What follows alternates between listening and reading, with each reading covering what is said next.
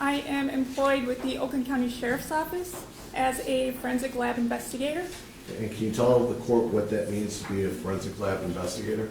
So I am assigned to the latent print unit, where I will process and examine items of evidence for the presence of latent prints, such as fingerprints, and ultimately try to identify the source of those prints. I also am part of the crime scene team, so I will respond to and process major crime scenes within the county. And how many major crime scenes have you been a part of at this point in your career? Several dozen. Okay, and some of those are homicide crime scenes?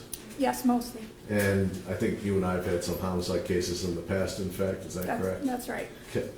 I'm going to direct your attention back to October 11th of 2024.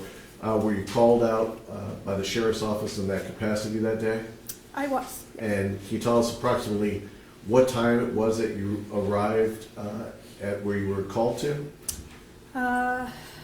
Would I be able to refer to my report to access Yes. that? Let me also, if I can approach, you did do a report for this, is that correct? Yes, I did. And would that also help refresh your recollections?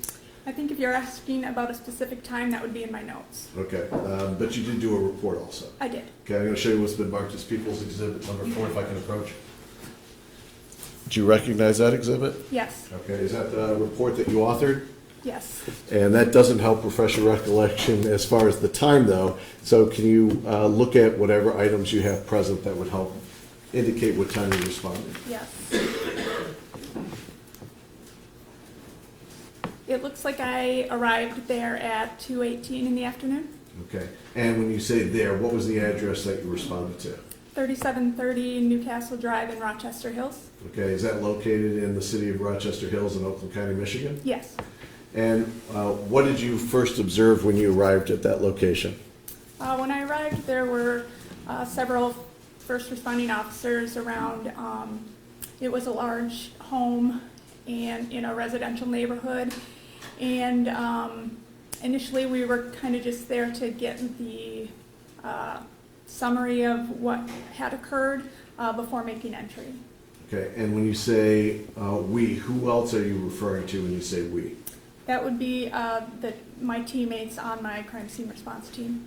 Okay, and as far as teammates, I know we're all employed by Oakland County, but when you're talking about teammates, you're not talking about deputies or detectives. Are you specifically talking about folks who work in the evidence collection?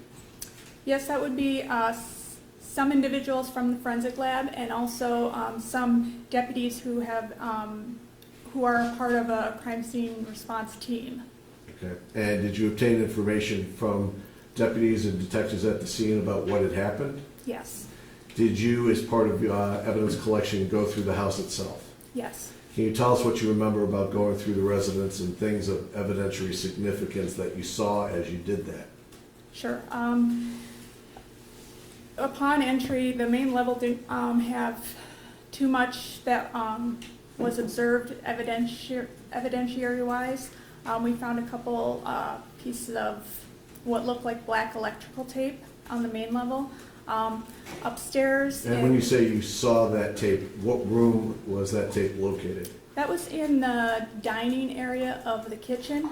So there was a dining room and then there was a dining area in the kitchen itself. So that tape was found there and then also in an adjacent hallway. Okay.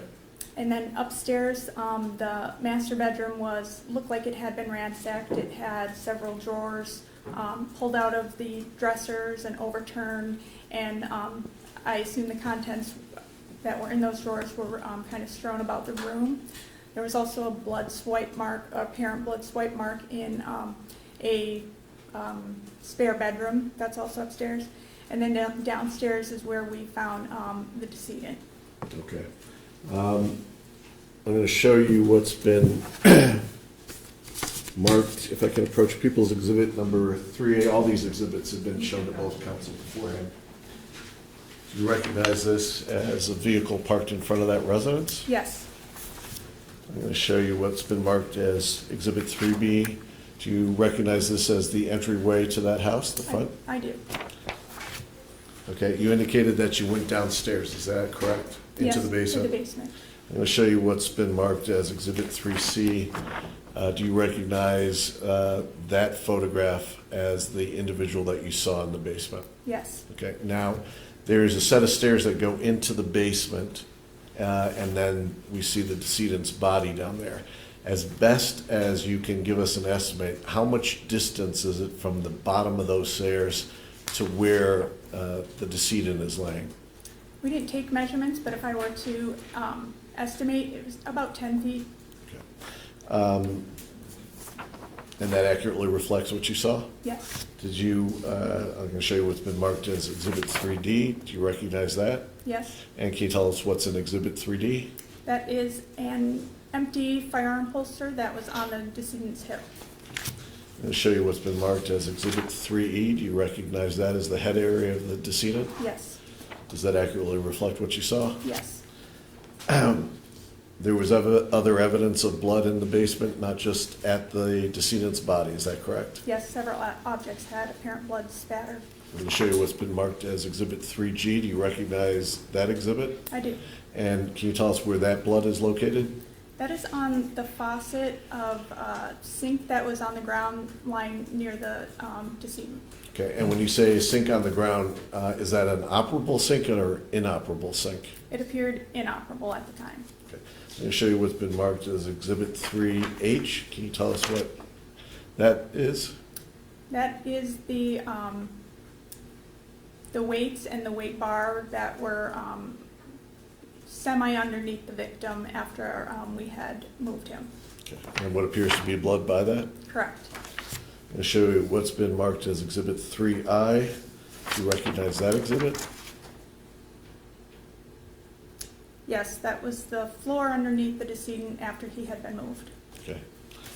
I'm going to show you what's been marked as Exhibit 3J. Do you recognize that exhibit? Yes. And what's in that exhibit? That is the decedent's hands, which are bound at the wrists And how are they bound? with black duct tape type material and also with zip ties. And I'll show you the last exhibit, exhibit number 3K. Do you recognize that? Yes. And can you tell us what's in that exhibit? That is the decedent's feet, one which has a shoe on it, and then the matching shoe, which is nearby. Your Honor, at this time, the people move Exhibit 3A through 3K into evidence and publish to court. Any objections? No objection for exam purposes. I have no objection, but I didn't hear what G was. Counsel? You said 3G. No, I'm sorry. Identified. He did not hear what G was. What is 3G? The sink that Very we good. discussed earlier today. Okay, thank you. Because this will be admitted into evidence, having heard no objection. And I think I did, but in case I didn't, I moved exhibit number 1 into evidence too. I know we published it. You did, and that was admitted. Now, as far as evidence that you actually collected, could you tell us what you actually collected from the scene? Yes.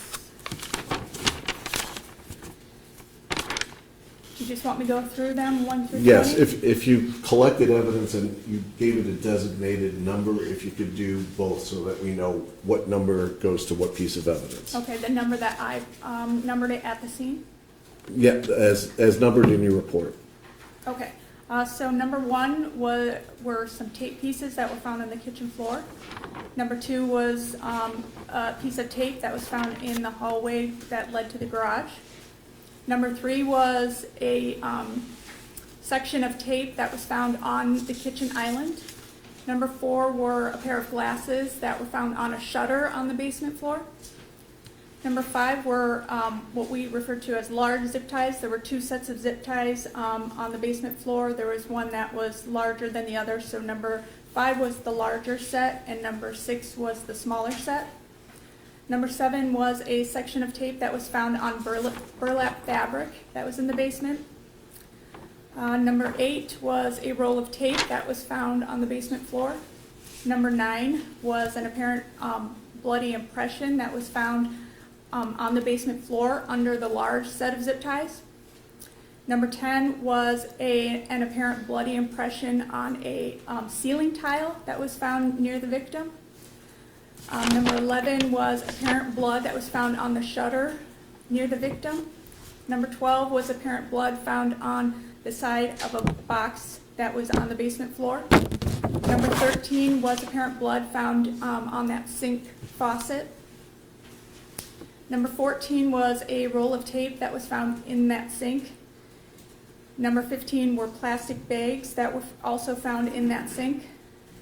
Number 16 was apparent blood that was found in a swipe mark in that spare bedroom on the second floor. Number 17, we collected DNA swabs that were on the duct tape that were binding the victim's hands. 5A were DNA swabs taken from the large set of zip ties, which was number 5. 6A were DNA swabs taken from item 6, which were the smaller set of zip ties.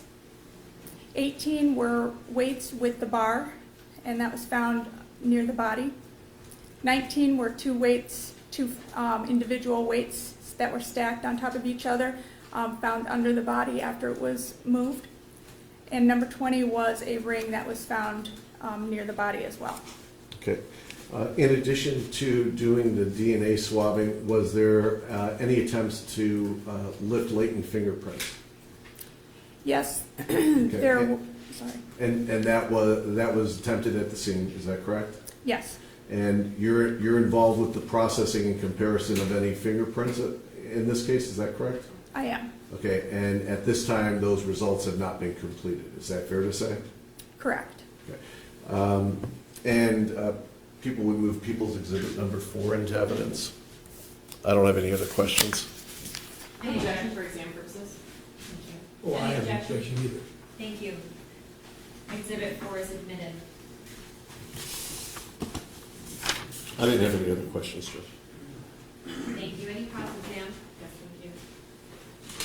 Ma'am, just some clarification as to number 17. You indicated that it was duct tape that was found on the victim. Are you able to elaborate which victim? Obviously, there's two in this case. Was it the male or the female, if you know? It was the deceased male. I have no further questions. Thank you. Cross-exam.